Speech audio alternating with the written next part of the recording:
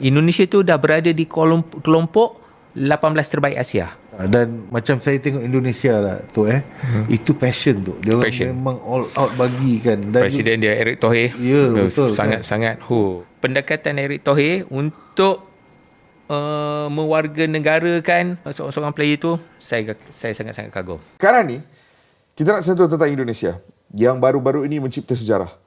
Indonesia adalah satu-satunya wakil Asia Tenggara di peringkat pusingan ketiga kelayakan Piala Dunia, the final stage. Yang ini sejarah baru yang diukir timnas Indonesia baru-baru ini mereka mencipta sejarah sebagai pasukan dengan pencapaian terbaik di pusingan ketiga kelayakan Piala Dunia dalam sejarah bola sepak Asia Tenggara.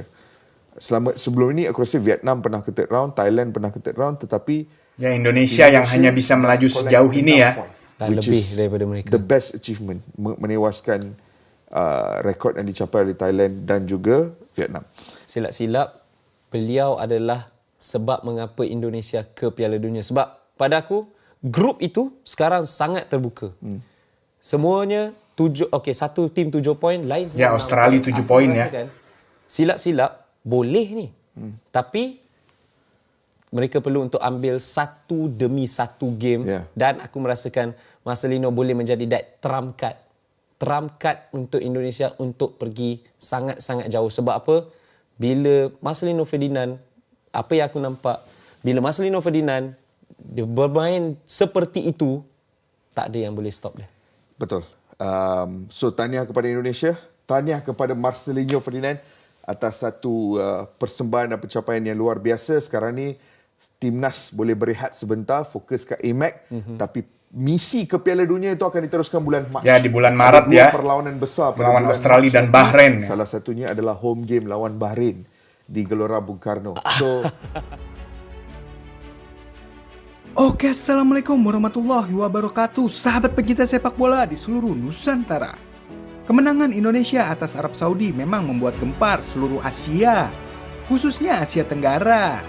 Ya, Indonesia menjadi idola baru dari negara-negara tetangga Asia Tenggara, khususnya Malaysia yang begitu sangat berbangga hati dengan keberhasilan tim nasional Indonesia melaju sejauh ini dan menciptakan sejarah untuk kali pertamanya negara Asia Tenggara yang mendapatkan 6 poin. Berbanding terbalik dengan negara Malaysia yang hanya melakukan uji coba melawan India dengan hasil imbang 1-1. Seperti apa video selengkapnya? Yuk, tanpa berlama-lama langsung aja kita cek. Mengapa Indonesia ke Piala Dunia? Sebab pada aku grup itu sekarang sangat terbuka. Guys, perlawanan Indonesia menentang Arab Saudi ni cukup membuktikan yang diorang ni betul-betul nak layak ke World Cup. Aku yakin ramai yang anggap layak ke pusingan ketiga kelayakan Piala Dunia ni pun dah cukup bagus. Indonesia sudah sangat layak pergi ke Piala Dunia. Tak kira lah yang lokal ke, naturalisasi ke, warisan ke, semuanya berikan yang terbaik demi satu negara, Indonesia. Tapi guys, semua ni takkan terhasil tanpa satu orang ni, Shin Tae-yong. Pemilihan pemain yang tepat dan taktikal dia ni cukup bijak sehingga berjaya mengalahkan Arab Saudi. Bukan senang tau nak kalahkan Arab Saudi ni. Sekarang peluang Indonesia untuk layak ke Piala Dunia kembali terbuka. Diharap Indonesia terus fokus, berikan segalanya dan jangan ambil mudah setiap lawan yang diorang akan jumpa nanti. Mungkin akan ada orang yang akan komen macam-macam pasal TMJ akan jadi itulah, inilah dan pelbagai lah. Bila aku jelaskan, baru diorang tahu. Yang positif ni memang diorang betul-betul tahu pasal bola sepak dan memang diorang inginkan TMJ ni menjadi salah satu pemimpin dalam bola sepak. Kadang-kadang kita sebagai negara Malaysia ni negara yang demokrasi tau. Kita ingin membahas apa-apa pun, kadang-kadang akan ada orang komentarnya tu negatif dan positif. Apa yang baik, apa yang buruk itu kita jadikan sebagai orang cakap pilihan kita.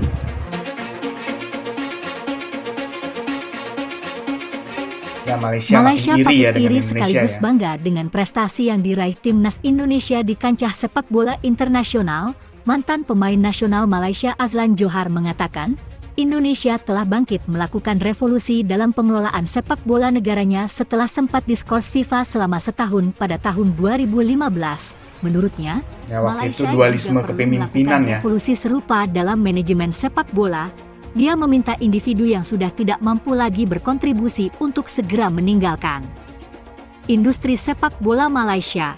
Kebangkitan timnas Indonesia yang luar biasa terjadi setelah mereka diskors oleh FIFA. Setelah itu mereka menyadari kesalahannya, lalu pemerintah dan beberapa individu yang tertarik dengan sepak bola di Indonesia mengubah haluannya. Ujar Azlan, sebagaimana dikaporkan media Malaysia, Sinar Harian, striker timnas Malaysia era 1983 hingga 1987 itu menambahkan, Indonesia memilih manajemen yang benar-benar tertarik dengan sepak bola dan tidak punya kepentingan lain. Kita bisa lihat bagaimana mereka berupaya meningkatkan level sepak bola di negaranya. Dari situlah dimulainya sketsa baru sepak bola di Indonesia, termasuk liga mereka yang semakin meningkat. Oleh karena itu, saran saya bagi para pengurus industri sepak bola di Malaysia yang sudah tidak relevan lagi, beranikan diri meninggalkan panggung jika sudah tidak bisa berkontribusi. Tandasnya, timnas Indonesia sedang menikmati momentum terbaik di panggung internasional setelah mengalahkan Arab Saudi 2-0 pada laga ke-6 putaran ketiga kualifikasi Piala Dunia 2026. Keberhasilan mengalahkan tim peringkat 59 dunia itu membuat skuad Garuda kini menghuni posisi ketiga grup C dengan 6 poin.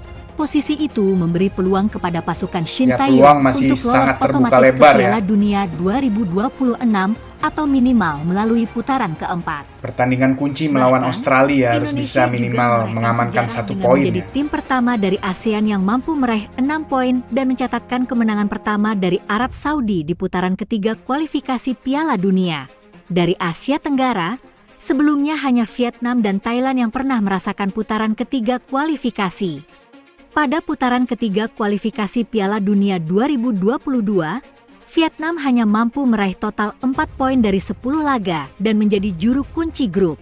Sebelum itu, Thailand malah cuma meraih 2 poin dari total 10 pertandingan dan menjadi juru kunci.